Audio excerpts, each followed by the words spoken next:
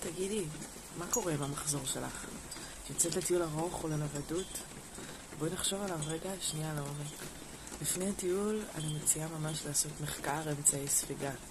אם את בוחרת בדרכים רב פעמיות או אם את בוחרת בדרכים חד פעמיות. ברב פעמיות לפעמים כל הנושא של כביסה נהיה קצת בעייתי. כל הנושא של התרוקנות מגביונית או מדיסק וכל ההיגיינה סביב זה, צריך קצת לחשוב מראש על איך מתארגנות על זה.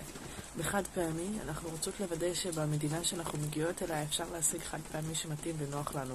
אני יודעת למשל שבתאילנד רוב התחבושות החד פעמיות מלאות במנטה ושרופות ממש, אז כדאי להביא מהארץ או להזמין בחול. בקיצור, זה משהו ששווה לחשוב עליו מראש.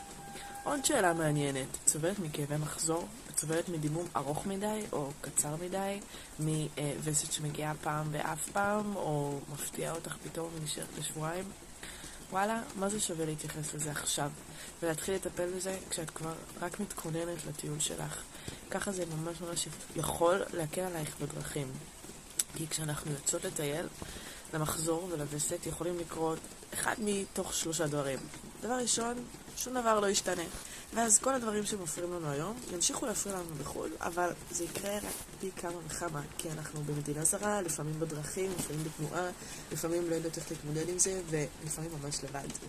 דבר שני שיכול לקרות, זה שכל מה שקורה לנו היום נחמיר, ואז עוד יותר כדאי שנתחיל לטפל בזה כבר היום.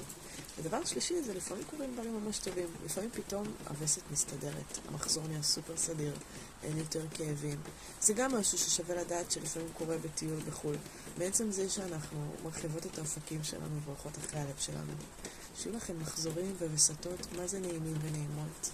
אנחנו מלא חיבוקים ואהבה.